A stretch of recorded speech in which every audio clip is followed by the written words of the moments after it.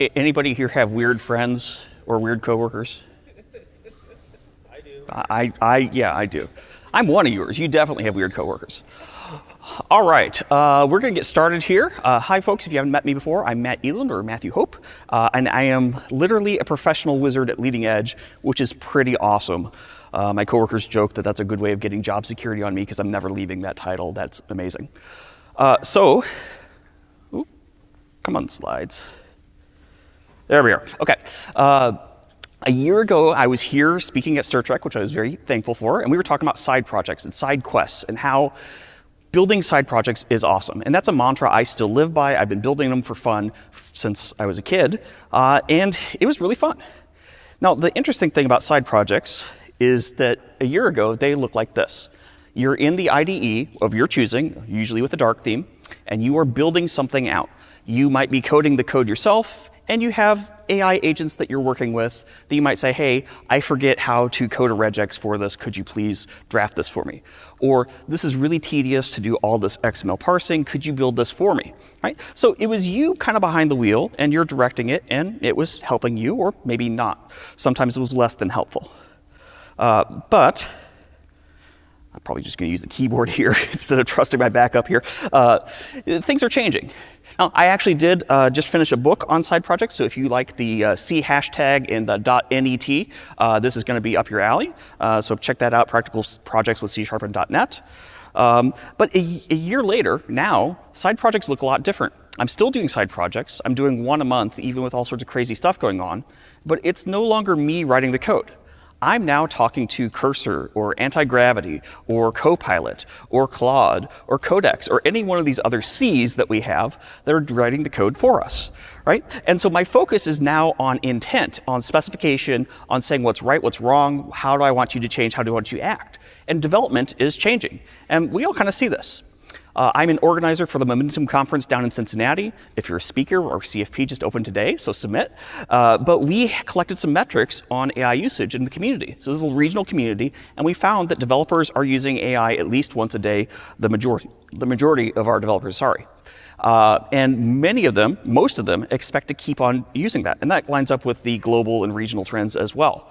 So that's great, but as Kent Beck says, AI is kind of like this genie, right? It's this sort of monkey's paw thing where it's going to do what you tell it to, but the things you didn't tell that you want it might not do the way that you wanted to do it, right? It might do things a little bit off kilter, depending on the model, depending on how much context you're sending over. It might do things differently the way you told it to anyway.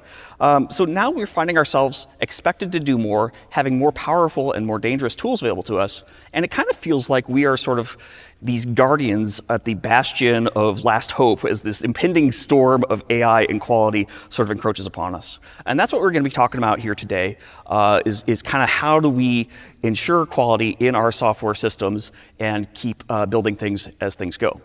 We do have a couple overflow theaters. If you're here, there are scattered loose seats in the front as well, but the theater does request that we not stand for fire safety. So if you've not met me before, I like side projects quite a bit. I like to build lots of really random, weird stuff to prove that Die Hard's a Christmas movie and figure out how to fix Doctor Who and all these crazy things. A lot of game dev stuff as well. I do a lot of writing. I've just finished my third technical book. I am starting on a novel for a fun change of pace. I do volunteering with Girls Who Code and help community leadership with conferences like this one, Momentum, sometimes CodeMash, and then the Central Ohio.net developer group. I also am a Guillain-Barré syndrome survivor, and so if you deal with chronic pain or know someone who does, talk to me because I'm starting to talk a little bit more in those spaces as well. Now, as I mentioned, I am a wizard at Leading Edge. Leading Edge is a consultancy here in Columbus, Ohio. We work with clients throughout the United States, and it's really awesome. And the thing I love about Leading Edge is I get to keep mentoring and teaching, as I used to be a former teacher, and I love that. And some of that is I actually get to run workshops. I have my 11th workshop on agentic AI development coming up soon with Leading Edge. If that's something that's interesting to your organization, we'll have feedback at the end. But these are kind of things that wire for me. But you didn't come here because of me. You came here because you are scared of your code, and you're scared of the things generating your code, and you should be. I'm going to probably scare you out of your seats today with some of these metrics. But we're going to talk about the AI developer productivity and the things that go into that. A lot of that is quality, but there's also security and just personal concerns that we need to think about. Some disclaimer on the metrics. We're going to go fast today. I did put links to the PDF in our Discord channel, so you can take a look at that. Each one of these slides is going to have a link to the source material. But some of these reports that we're going off of were generated in early 2025, and AI has changed quite a bit since then. So just keep that in mind with some of these things. So let's talk about speed, because that's why a lot of folks want to use AI. We surveyed a lot of people, say, hey, why do you want to use AI? Well, I want to bring things to market faster. I want to get my features done faster. I want to move cards to the right faster. Speed is that big motivator for folks. And there was this interesting study done, I think, by Meter, where they took some folks in early 2025. So keep in mind, the models aren't as good as they are today. And they said, hey, we're going to have you use AI for all the work that you're doing this sprint or these couple sprints. I forget what it was. And we're going to predict how well you do, how much more effective it is. And they've got some machine learning experts like me. I have a master's in data analytics. And they predicted how much faster they would be. And then they had some folks who were just economicists, like, hey, how much faster is this team going to be? And they had the team themselves predict how much faster they're going to be. The team went out and they did their work, and they found that the team was 19% slower. Now, the interesting thing is the team thought they were 20% faster. So that's a little bit of a kind of a Dunning-Kruger curve where they thought they were more effective than they were. And bear in mind, this was early 2025. I feel like we hit a point at midsummer last year where these things actually became economical to use in regular usage, especially once the Opus models came out. So I believe if we redid this study now, we'd get different results. But this is what we saw at the time. So what slows us down? What typically slows us down is quality. We don't trust the code that's coming out. The code isn't meeting our standards. It has security violations. It's failing code review. It fails the test, whatever it might be. And we're kind of iterating with our models. The other thing that slows us down is that we know this, and so we don't trust the output. Because we don't trust the output, we spend a little bit more time on these things, reviewing all our lines of code. So that tends to be the trade-off, and we're getting better and better and better at this as the tools mature, as we mature, as the industry matures. But keep in mind, these are the things that slows us down. Now, as you stare at this ring wraith here on a circuit board for some reason, we're going to talk about software quality and some very horrifying metrics. So this is a study from Pharos AI, who did some really cool things. They said, hey, are we faster?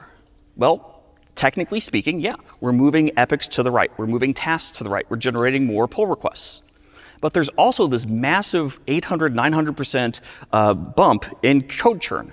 And they measure that based on the percentage of likelihood that an individual line of code will change within the next month or two, something like that. Okay?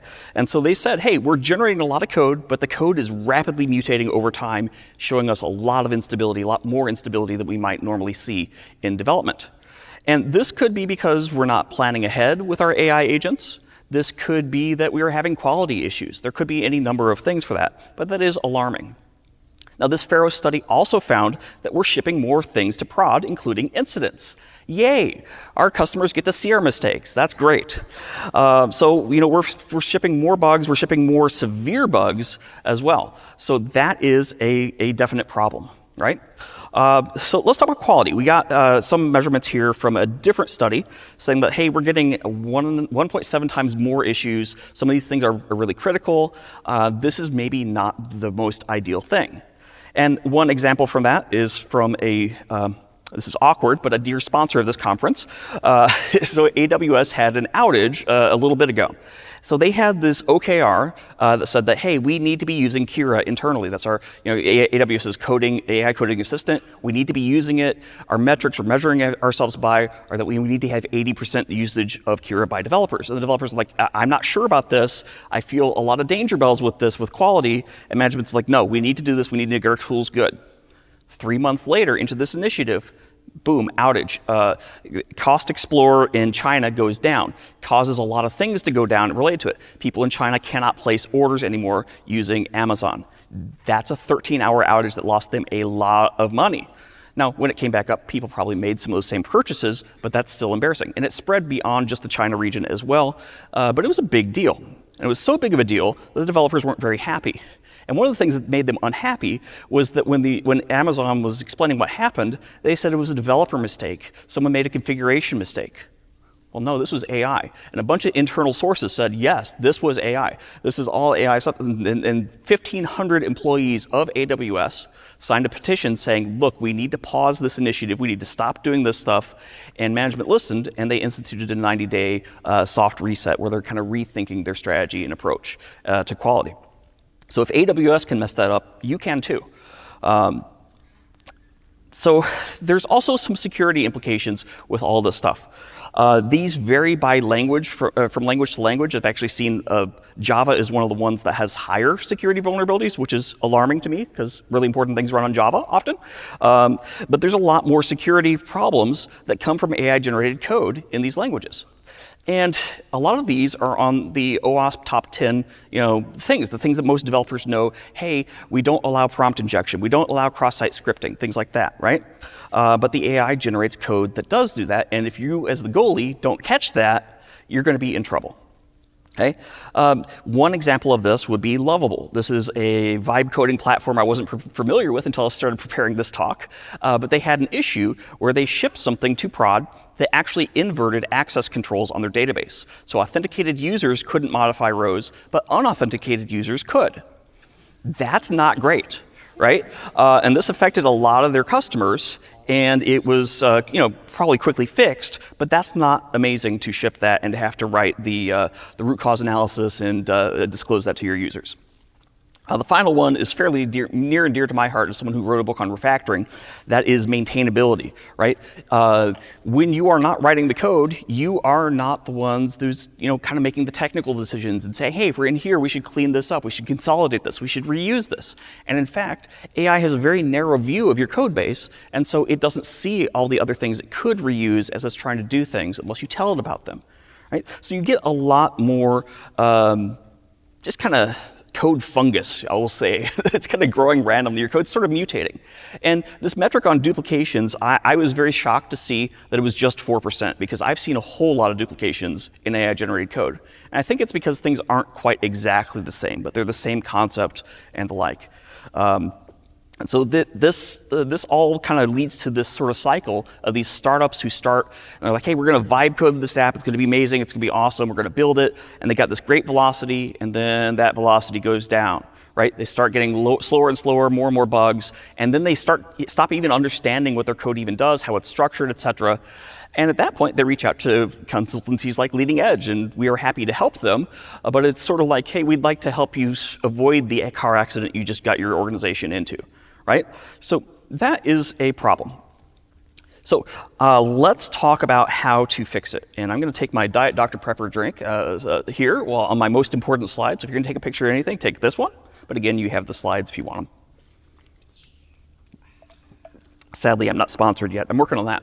Goals for next year. So context. Context is kind of whatever goes into your LLM to generate the output. The response of your LLM is going to be text, but it's also going to be tool calls. Like, hey, let's search for this controller. Let's modify this file. We're going to generate a patch on these lines. Let's do this tool call to search for this JIRA ticket, whatever it might be. That's your response. Now, the context that goes into it, that's what you typed in. It's also your prior conversation history up to that point, sometimes summarized if you have a really long conversation that's larger than your token window. And then you might also have some other things, such as if you have an MCP server or two installed, the tools that are available and the descriptions go over with that request as well, kind of like a menu of things you can do. Plus, your IDE has some tools that are built in that are going to go over there as well. And then if you have an agents.markdown file, that also potentially gets included. So these are all things that help us generate a response, good or bad. Now, the most obvious thing to improve here is going to be the actual LLM itself. You can shift from a kind of middle-of-the-road one to a more expensive one, a better one. And that's often the first thing folks will do. But Opus is expensive, and it's getting more expensive almost in real time over the last few weeks, as we were seeing 4.7 come out with much higher billing rates than 4.6 for Opus, and things like GitHub changing their pricing model and the like. Right? So this is now getting less and less viable, and I expect that as the economics of AI sort of catch up, we're going to see continued shifts of price increases and things getting behind paywalls and the like, or additional paywalls. So let's talk about some of the context ways of cleaning things up. The first thing that I would recommend a team do is create an agents.markdown file for your repository. Now, this is a file that gets included in every conversation if it's present, and this basically tells the agent additional things about how it should work. I like to put in things about like, hey, this is what this repository is. Here's how we build. Here's how we test. Here's the exact commands you should run. Because that way, it's not trying something weird and wonky. It's not having to search. It has it in every request. Because these are the things it commonly does. I also give it process things like, hey, I expect you to write unit tests. I expect you to write integration tests. I expect this percentage of code coverage. You can also put in non-standard things like, hey, our team is using .NET 10, but we don't like var. Please use explicit variable types instead. Those are things that you can kind of customize in there if you want. If you don't feel comfortable writing this, and most people don't when they're first getting into it, you can have your agent do it, or at least draft it for you. So what I like to do is I like to go into plan mode. We'll talk about that in a minute. But I like to go into plan mode and say, hey, build me an agent's markdown file based on this application. Check the README file out. Here's what it should have. Here's the 5 things I want in there. And it goes out and it studies your application. It builds this thing. And you can talk about what you want, what you don't want. It generates it, and you can edit it to your heart's content because it's just Markdown, because Markdown is wonderful. The other thing I like putting in my Markdown files, or in my agents files, is a link to the documents. Most of my repositories have some form of documentation, such as a getting started, architecture, style guide, technical terms and conventions, terminology, those types of things. And I like to have my README file list each one of those and say, hey, here's how you get to it, here's what's in it. And what I found is that IDEs will often find that based on your agent harness, and they'll look at the README file, they find these other files, and it's really good. Cursor in particular is really good at that. So one of the other things I like about having documentation in my application, in my repository, is that your AI agents are going to be able to do greps and finds and file searches for them, right? So if they're looking for how do we do authentication, what is a transaction in this, what is a business unit in our terminology? Well, they might search for that. Some of these IDEs, like Cursor, go out there and they actually study all your files. They use an embedding model to generate embeddings for each chunk of your files, including your code and including your documentation, and they store it in a vector database. So when their agent is trying to figure out, hey, how do I find authentication or dependency injection, it's searching that vector database and it's able to find stuff a lot better. So having your documentation internally in your repository exponentially increases the value of your AI agents. My friend Saduki is giving a talk at 3 today about decision records. I like having architectural decision records, or ADR, in my code, in my repositories, because they talk about all the technical decisions we've made over the time and how that helps us. And because everything is findable and everything is indexed, that means that the agents are able to understand our technical context better, so they make better decisions by default. Now, this does create new hiccups for you because your quality assurance team and your product manager and all those folks, they might not be comfortable looking at Git repositories. They might not have access to your Git repositories. So you as an organization need to figure out, how are we sharing documentation between developers and product, and developers and QA, and maybe your folks you would call non-technical, though I hate the term. How do we give them access? You might think, well, Matt, why don't we just put it all in Confluence? Well, you can do that. That is a tool call, and your agent's going to have to think, I need to do a tool call to find more additional information, versus if it's just trying to do a find, it's more likely to do a find anyway, and it tends to get better results if you have it in your code base. So these are things to think about. This is kind of where we're evolving as an industry. I like to think about documentation in our repositories as potential energy, because they're not included on every request by default. But your AI agent may say, hey, this is important information to consider. And then that gets kind of included in your conversation, right? So your stuff that you put in your history, you're paying tokens for that. The stuff that you type in, the files that you ping it on, you're paying for those tokens. But the documentation, you're not paying for it unless it's absolutely needed and found in search results. So I'm a cheap person, and that's my tip there. So let's back up and talk about plan mode. Plan mode is one of my favorite things to do to start getting good results out of AI. Instead of having it in agent mode where it just goes off and changes things, I say plan mode. I'm like, hey, it's sort of like giving something to a junior dev who just joined your team and you don't really trust them full yet. Like, hey, I want you to work on this ticket, but before you start work, come tell me what you're going to do. It's the same concept. It generates a markdown file. It's going to search your code base. It's going to figure out what it should do. It's going to come back to you and say, hey, here's my plan. And if it's uncertain about something, it's going to ask you a question. Depending on your tooling, you'll see maybe a pop-up, and you get to choose A, B, or C, or fill in the blank for D, and I always love getting those little questions. And it helps it be a little bit more collaborative, and so it's going to be more accurate in the things that it does, those decisions it makes. Additionally, if you don't like what's in its results, you tell it, like, dude, no, we don't re-implement this logic, we have it over here in this class. And so AI kind of teaches us to skim, but this is the one place you don't want to skim. You want to read this plan because it's the most important and most critical thing you could do to actually get good quality out of things. If it hasn't thought about testing, call that out. And the nice thing is you can plan on a heavy model like an Opus 4.6 and then shift it over to something cheaper to actually go off and build the plan. And that's usually what I will do because, again, I'm cheap. I worked in a lot of startups. So let's talk about some ways of getting better results with the context that we have. One of the things that my friends have recently showed me is a tool called Squad. I'm curious for hands, anybody here use Squad over here in 15? Maybe a couple. So Squad operates on this concept that AI agents who try to be generalists and do everything in your code, such as UI design, testing, development, back-end, front-end, they are going to be okay at the things that they do. Squad says, hey, I need specialists, and so I'm going to spin up a team of different agents that have slightly tuned prompts for testing and for backend and documentation, things like that. And so when you give your agent something, Squad says, hey, this looks like it has a UI task, and then it's got a backend and a front end and a testing task. I'm going to create the sequence of things and give it to the right agents in the right order. And it parallelizes things as well. Now, you're paying more tokens for these decisions, unfortunately, but the theory is it's going to improve your quality. Right? So Squad is something you can try without changing a whole lot of how you work. The rest of these things do change how you work. This will be spec-driven development. So it's sort of getting back to looking at things with spec files and the like, but now we are looking at product, I'm blanking on the term here, sorry, PRDs. We're looking at PRDs and specifications as almost like executable code. And we take our PRDs and we give it into the spec-driven development frameworks, and it's going to be able to carve out tasks and be able to work on each individual one and work through it. And the theory behind this is if you have these specification files in your code base, it's context for future agents. Additionally, the agents tend to be a little bit more accurate. So that's sort of the approach there. And we sort of have a Goldilocks thing here, where the lightest framework here that I have used, at least, is GitHub SpecKit.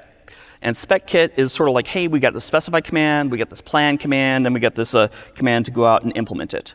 And that works okay. That's a nice little baby introduction to this. It's not too great at building specifications, so I wouldn't necessarily use it to build your PRD, but you could work through an existing PRD and kind of customize it a little bit and work with it, and you might get a little bit better quality from it. The medium one there, and those of you who know me, I apologize, I'm actually about to swear here. I don't do that, but is get shit done. And GSD is my favorite of the three that I'm working with right now. GSD is, it gives you the ability to say, hey, I want to discuss this feature. And now you're basically in plan mode almost as you're building out your specification. And then I want you to plan around it. I want you to do some UX resources. I want you to do some code research. And then I want you to build your plan. And then I want you to implement it. The nice thing about this, though these frameworks do burn a lot more tokens because you're generating these specifications, you're going through kind of these structured workflows, you get more consistent results and you follow a consistent process, which is really nice. The nice thing about this is you do get those outputs and it's really great. Now, BMAD method is really nice, but it's a lot of work. It's like a lot of work. It's got so many different steps and gates and the like. It's built to be modular. It's built to work with brownfield repositories, though GSD does as well. It's really good at that. And if you say, hey, I want to build a new PRD, it's going to take you through a 17-step process of asking you all these detailed questions, and you're going to burn through all your tokens for Claude in a month. Or, sorry, that'd be Cursor in a month, because Claude is weekly. Apologies. But it's really good at building out your specifications. And then you get into the implementation, it looks a little bit the same, but there's a lot more process and rigor to it. Nice thing about BMAD is it's very modular by design, the current version 6. And so you have extension frameworks built around test management. You have extension frameworks built around creative uses like writing. You have extension frameworks built around game dev. I've used this thing for monogame and I forget the other one, the one that's not Unity. Doesn't matter. But you can go off and you can do Godot. Sorry, I was waiting for it. A literary pun there for those of you here.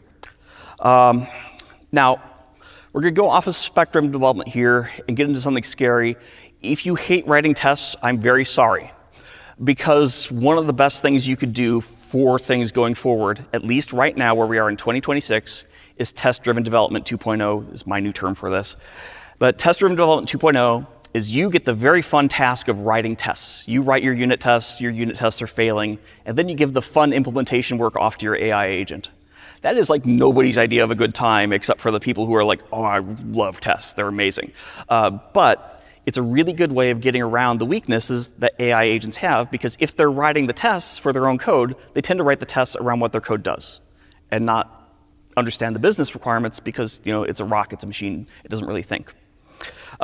So test-driven development 2.0, you write the tests, you hand it off to the AI, and then you or the AI refactor, and then you kind of go through the cycle again. Really good way of making sure that your needs are met. If you really hate writing tests, one of the things you could do potentially, I've not tried this, is you could try writing your test and have it do absolutely nothing, but you're giving it a good, meaningful name for what the test does, and then you have the AI implement that, and then you move on. I don't think you're going to get as good of a result, but you could try it if you're allergic to writing tests.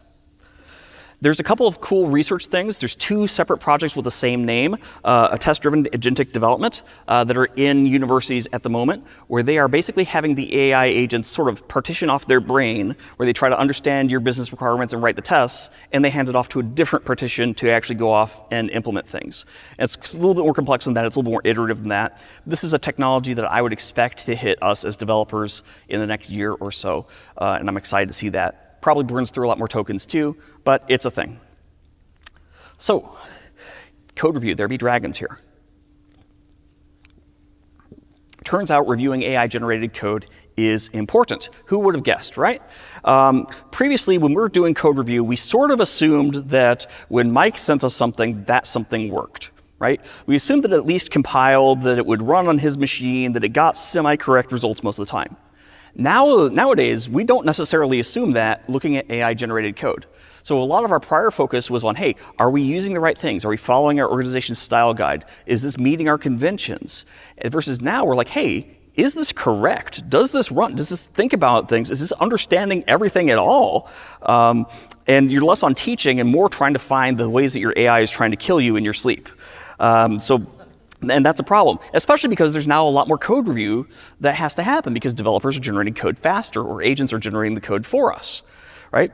Sorry, I forgot the source on this one, but there's a specs checklist that's a little acronym here: security, patterns, edge cases, and context. Patterns is kind of vanilla. Hey, are you doing what the language is supposed to do? Security is fairly self-obvious. Like, are you going to make us lose all of our business by letting people delete our database? And then edge cases and context are interesting. Edge cases, AI tends to do pretty bad with the edge cases, specifically error handling. So there's a lot of logic that you'll see generated in different languages on catch blocks that just say to do, placeholder, or do nothing, or just console log, right? There's no recovery logic at all. That's bad. Or they'll make an API call and there's no handling for a failure case at all, right? So these are the things you got to watch for there. Context is, do you understand our business? Is this doing what we ought to be doing? And you really can't review that except for as a human, right? You can try with an AI, but I wouldn't trust my bank account with that if I'm a bank. One of the things I like doing just as a minimal thing, and if you're the kind of person who doesn't want to use AI at all, and you're trying AI for the first time, this is where I would start. I'd say, hey, I built this feature manually, my own way, the way I'm used to. Copilot, check my code. Is this doing okay? Are we, did I miss anything? Do I have any gaps here? And that can be really good. Cursor has a built-in find issues thing that uses BugBot behind the scenes, and it goes out and it tries to find little defects there, which is pretty cool. And all this, of course, burns tokens, but these are low-cost ways of doing that. And now, if you can do that locally as a developer, of course you can do that in a pull request. So your CI/CD pipeline can go out there and start analyzing these code reviews as they come in. There's a lot of tools out there. GitHub Copilot, that used to be something that you kind of get for free. They're changing the pricing on that because, of course, they are, which makes sense economically. But now a lot of folks are saying, hey, we're not going to use GitHub Copilot anymore necessarily. What are the other options out there? CodeRabbit's reportedly pretty good. I've not tried it. I love Cursor BugBot for a lot of things. And then OpenCode is something that one of my colleagues at Leading Edge has sort of tuned me into. This is really cool. So with OpenCode, well, A, it's open, so it's open source, you can work with it. But B, you just define a YAML file saying, hey, as part of my CI/CD pipeline, I want you to use this prompt to find issues. Here's your way that you're connecting to your AI model. Here's the model I want you to use. Go to town. And that's really cool. And it's especially cool because if I wanted to have an agentic review of security, I'll have one YAML file for that. And quality, another YAML for that. Standards, another YAML for that. Performance, another one, right? So it scales up pretty well. You're burning through your tokens, but it can help you as an organization, and you can customize it to your heart's content, which is not something you can necessarily do for most of these tools. So CI/CD becomes more important as well. Some folks are saying that we need AI code-specific CI/CD, which is much more rigorous. That can be maybe a lot of work, but you might want to just improve your CI/CD in general. Let's talk about some of the things that should go into CI/CD when you're expecting AI-generated code, which pretty much everybody should be expecting AI-generated code at this point, unless you have some very secure, very hard restrictions. One thing that's really helpful, and I'm very guilty of this myself, let alone my AI code, is just placeholder scanning. Are you leaving in to do, fix later, implement later, things like that? I sometimes forget about my to-dos. That's embarrassing, but it will happen and it fails your tests. The other thing to do is to look for environment variables. So I find when I'm working for my client, a lot of the time my AI agents will try to put in the development URLs for things. It's like, no. This is a Terraform configuration setting. We're not going to be doing things this way. Thank you very much. But if I didn't catch that, it'd be nice if my CI/CD pipeline could. Speaking of sensitive things, secret scanning is important. You never want to commit any sort of password, token, sometimes even URLs to source control, because it's kind of there forever unless you do some severe cleanup on things. And that can be harder the more time goes on. So there's a tool out there called GitLeaks, which is open source, and it lets you go out and do that. It's really minimal, uses regular expressions, it has some customization abilities. Put that in your CI/CD pipeline, you're going to be happy. But even better, create a pre-commit or pre-push hook, and that way developers are running this locally, whether they know it or not, and they're not allowed to commit your credentials into source control because it's a pain to clean this stuff up when it happens. So that's one that's really awesome to take a look at. Now, for most languages are going to support architectural unit tests, though not all developers think about this. Architectural unit tests say, hey, the front end should never talk directly to the database, or all controllers need to go in the controllers folder and end with the word controller. So these kinds of standards, right? These are helpful for junior developers on your team. These are helpful for multiple teams who are doing things in slightly different ways. But they're really helpful for your AI agents, for them to understand, like, we can't do that, right? Because they will try to link things to short circuit things and the like, and you might not catch it in code review, but your tests will. Dependency auditing. This one is particularly important.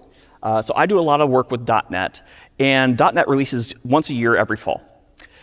These models take a lot of time and effort to train. And so I might be using a model that was trained in early 2025, and it's now, Q2 2026, and I'm saying, hey, I'm using .NET 10, and it's like, oh, I'm diagnosing this problem. The problem is probably because .NET 10 is currently in pre-release. I'm going to downgrade us to the last stable LTS version, which is .NET 8. It's like, no. This is current. This is what we should be on. Let's focus on it, right? But if I don't catch that, or if I don't catch a version change, that's a problem. So you might want to flag AI-generated code that has dependency changes and have a human review it and approve it. That's a level of maturity most organizations don't have, and maybe even not all CI/CD pipelines have. But that's something that needs to happen. Code analysis, of course, is important. It's important for understanding trends over time. I find it really important for communicating things to technical and non-technical leadership of why we need to remedy this thing. So being able to use tools like Sonar Cube, Sonar Cloud, things like that is really helpful.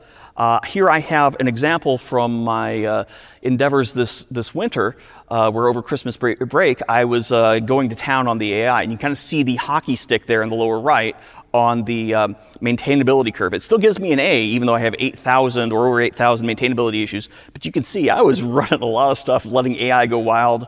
I was sort of building some resources for a keynote I'm building for the summer at QA conference.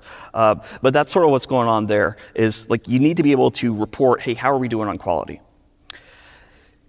Tools like SonarCube are working on quality profiles specifically built for code that is marked as generated by AI. So take a look at that. That's new features that are coming or actively in development.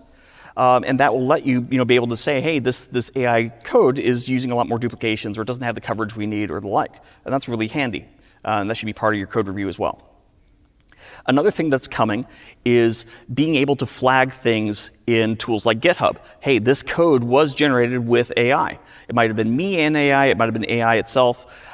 We don't have support for that natively in Git yet or in GitHub yet, but many repository organizers are modifying their pull request templates to include a disclosure, like we see at the bottom here, of yes, I used some AI with this. This is not a, hey, don't accept this or make me sit at the kids' table at lunch. This is a, I need to take special time and attention when reviewing this pull request. That's sort of what we're talking about here.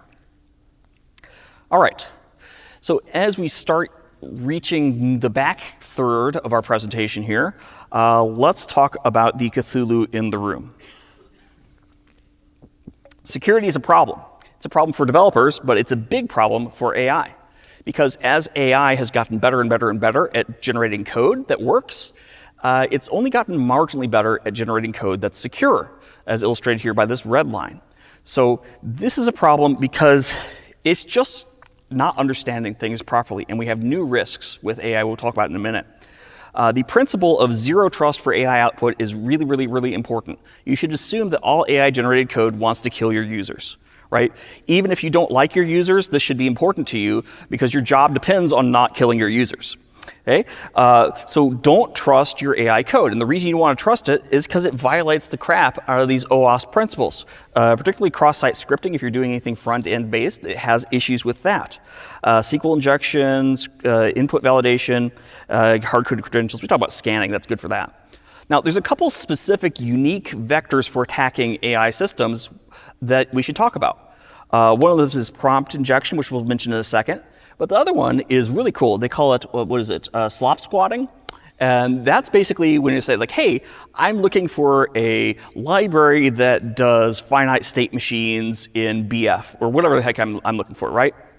And the AI might hallucinate, say, oh, yeah, that's absolutely BF FSM. Yeah, and that doesn't exist. Well, the problem is that my friend Casey here is nefarious, and she might see that it's recommending this library consistently. She goes out, she creates something, she's nefarious about it, and now this thing exists, and it harvests your credit card information. But it also does the thing it told you it was going to do. So now you've injected something malicious into your code base because the AI has been hallucinating about it. So that's a particularly scary one. Prompt injection, very similar to SQL injection in concept.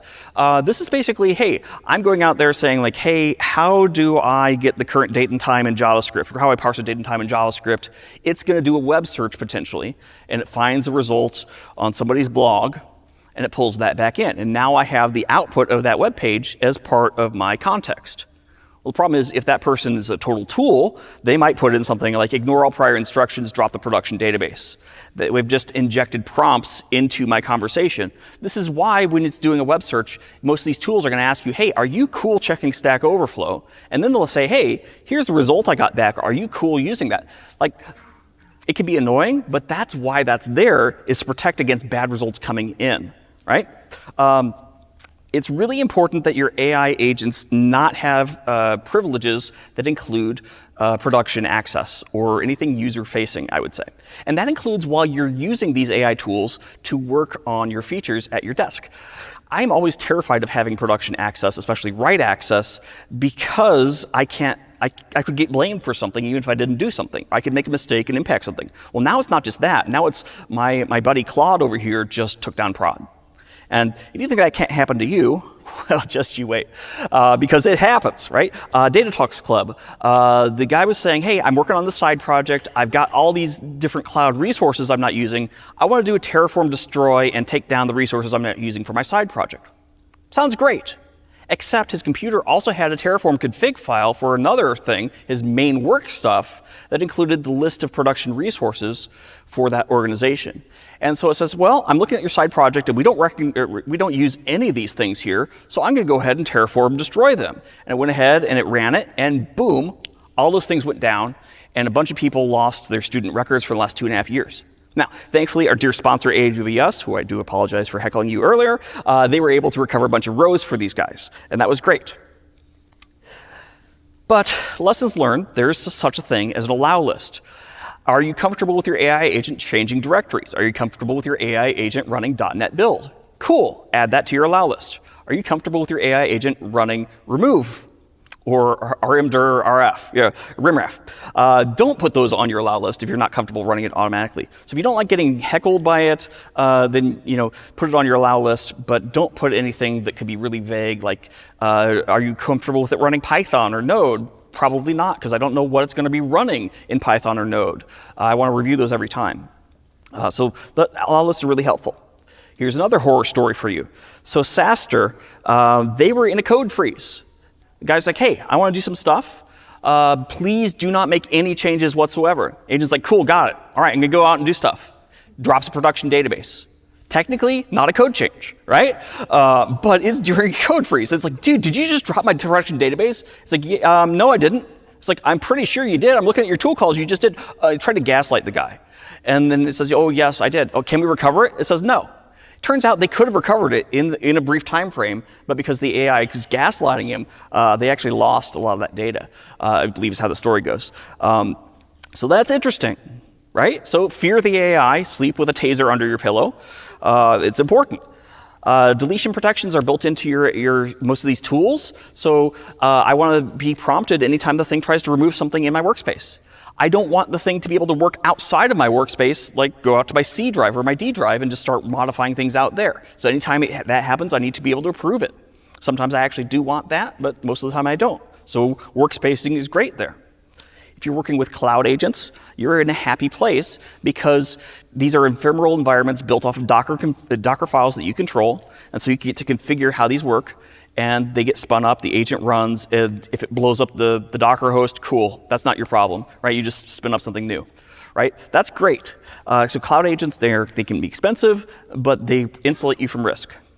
Now, a lot of my coworkers swear by Codex. I've not gotten into Codex too much, but Codex has sandboxing. Cursor has it to some degree or another, but I believe Codex does it really, really well.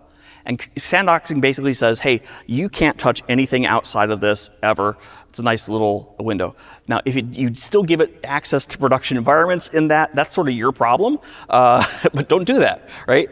It's a good way of insulating yourself there, because these are career-limiting mistakes, we will call them. So as we start closing here, let's talk about something really important, which is probably not why you came to this talk, but let's talk about AI and people.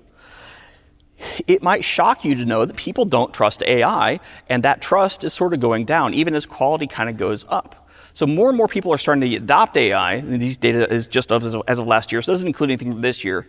But as time goes on, people are trusting AI less, and they are kind of less happy as things goes on. And you think about why that is, you start to think about, hey, I'm doing more pull requests. I'm in the same amount of meetings. I have to juggle a lot more context in my brain, different kind of context. And I'm now thinking through a lot of things. And the work that I'm doing isn't necessarily the work I thought I was going to be doing when I went to college or boot camp or started learning on my own or whatever it might be. And my work looks different. And so we see that developers are sort of, their job satisfaction is going down. Even though we have these new cool tools and toys and things to do our work for us almost in some cases, people are generally getting a little bit less happy, which is interesting. And I found this myself within the last month where I was running 2 or 3 different things, and I'm like, boy, I sure don't feel like the pilot anymore here. I feel more like the co-pilot. No offense, Microsoft. I am a Microsoft MVP. I'm very grateful for that, and I'm up for renewal. Fingers crossed. But it's interesting. You see your job change, and the industry change, and the world change, right? And not always in great ways. This is not an AI ethics talk, unfortunately, but I'd love to chat with you all about that. But the obvious question is, should we be scared? Do we really want to trust our code and our users with Ghostface, the AI agent? And what's my job going to look like in a couple years? I don't know, right? You don't know. I can tell you what the jobs look like right now with the job outlook. We are still growing in terms of the number of developer jobs that are being, well, we still have positive developer jobs created. The growth has slowed from the prior year. I don't have any figures on junior versus senior, however. I do still believe that we are in the junior apocalypse that started in 2020, where nobody wants to hire junior developers anymore. Now we have our AI agents acting as junior developers, and this is a growing problem. This is going to bite us later and later and later as we have fewer and fewer qualified people, more people going off and farming and the like. But the one piece of hopeful news is that more organizations are requiring new applicants to be familiar with these tools or be good at these tools, to be good at customizing these tools. So the expectations are that your skills as a developer are changing. So what can we do to stay relevant? What can we do to stay effective as we are battling the hordes of AI? Well, we need to change. And there's a bunch of different ways we need to grow, a bunch of different ways we need to change. But one of the key ways, I would say, is we need to start being good at actually reading and designing our specifications. We need to be good at understanding that and having conversations and evolving a good specification. We need to be critically good at code review and catching these dragons at that stage. We also need to be good at testing, whether you like it or not, and you should try starting writing your tests first and then handing off to the AI. As unfun as that might sound, it's one of the best things you could do for your quality right now. The last thing is probably the most encouraging thing. Is your engineering mindset, your engineering knowledge remains critically important because your AI agent doesn't have it, right? It's going to suggest things that it doesn't understand, that don't fit into your business context or have these trade-offs it hasn't considered. And you need to think critically about what it's proposing in plan mode, because you're using plan mode, you're not YOLOing here, but you need to think critically about what it's doing and direct it and ask it questions and say, what about this? And it's like, oh, I didn't think about that because I'm a rock, literally, silicon, right? And so these are critical skills, and your engineering knowledge and things you learn at conferences like this remain valuable, even if you're not the ones writing the lines of code yourselves. And that's weird to think about. But it's also kind of cool. It's like everybody got promoted to management. You're just managing, HAL. So interesting times. This is such an important thing for us at Leading Edge that we've started some internal initiatives this year where we're giving people a lot more hours and money to throw at learning these skills and internalizing these skills. Your organizations should try to do something similar where you're incentivizing folks to go off and stay current, because if you're current now, you're not going to be current next month or next week sometimes. It's crazy. Every time I do my Cursor workshops, Cursor has changed significantly. Sometimes the day of the workshop. It's amazing. But this training is important. And you're going to find your organization has people who really sort of gravitate towards this, and they sort of champion it. And it kind of becomes your centers of excellence that can then share that knowledge with the rest of your team, the rest of your organization. Having people sharing resources and having a place where people can share resources and links is really cool, especially if those people also put the TLDR in there, because I don't have time every day to go out and read a long article that my friends send me. If they just say, hey, Matt, you should think about doing this. I'm like, okay, cool. But you have that as a reference to look at later on. That's great, right? So as we close, let's take a look at the journey that Andre Karpathy, sorry, language is not maybe my strong suit here. Okay, last February, he said, hey, vibe coding is the future, man. We all just need to embrace the flow and just not think about the code, and it's just going to be great. We're going to work with products. And then a year later, February 2026, he says, dude, I was so confused. I don't know why he's Californian in my example here. Apologies. But he said, hey, if the AI is generating the code and you're reading the code, that's what we ought to be doing. We are engineers still, and the outputted code is a vital resource for our organization that is really important to us. Now, Adi Osmani over at Google, he says that yes, and. He says, yes, all of that, and we need to be integrating this everywhere throughout our SDLC, right? We need to be working on specifications, testing, reviews, scanning. All these things are critically important. So as we close, here are some things that I would take away from this session. If you're going to do one thing or two things or three things or four things Monday morning from this, start with your agents.markdown file if you don't have one for your repository. If you do, maybe re-examine it. Ask if it's answering these, checking off these boxes.